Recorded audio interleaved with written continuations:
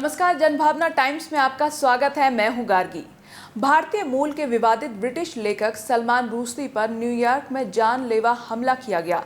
हमलावर ने उनकी गर्दन में चाकू से हमला किया है। रुश्दी एक कार्यक्रम में पहुंचे थे। वहां हमलावर स्टेज पर आ धमका और रुश्दी समेत उनका इंटरव्यू लेने वाले पर भी हमला कर दिया।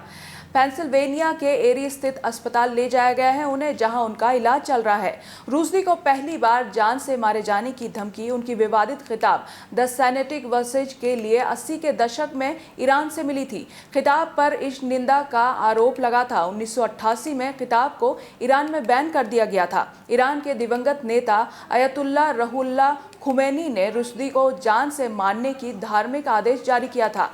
ईरान ने रुश्दी को मारने के लिए $3 मिलियन अमेरिकी डॉलर का इनाम रखा था। रुश्दी तब से खुद को बचाते आए हैं। उन्होंने छिपने के लिए जोसेफ एंटोन छद्म का सहारा भी लिया। आइए एक नज़र डालते हैं उनके अब तक के सफ़र पर।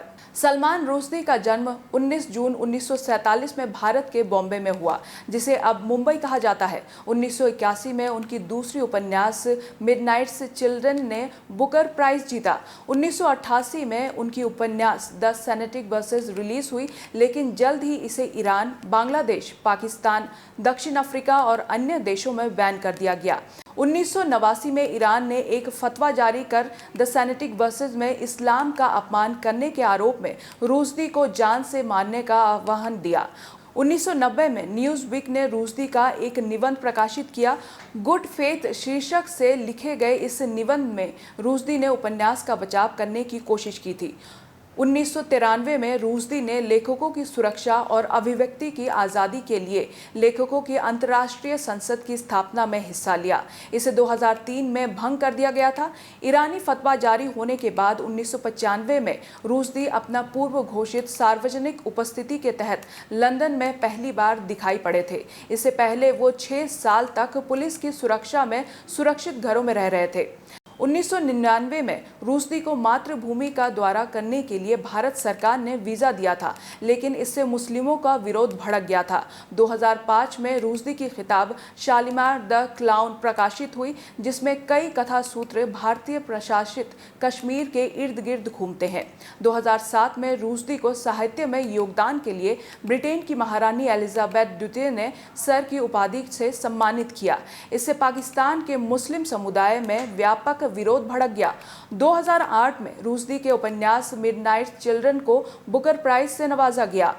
2009 में ईरान ने कहा कि सलमान रुश्दी के खिलाफ फतवा अब मान्य है। जनवरी 2012 में भारत में कुछ मुस्लिम समूह द्वारा विरोध किए जाने पर सलमान रुश्दी में जयपुर के साहित्य महोत्सव में शामिल होने की अपनी योजना रद्द कर दी थी।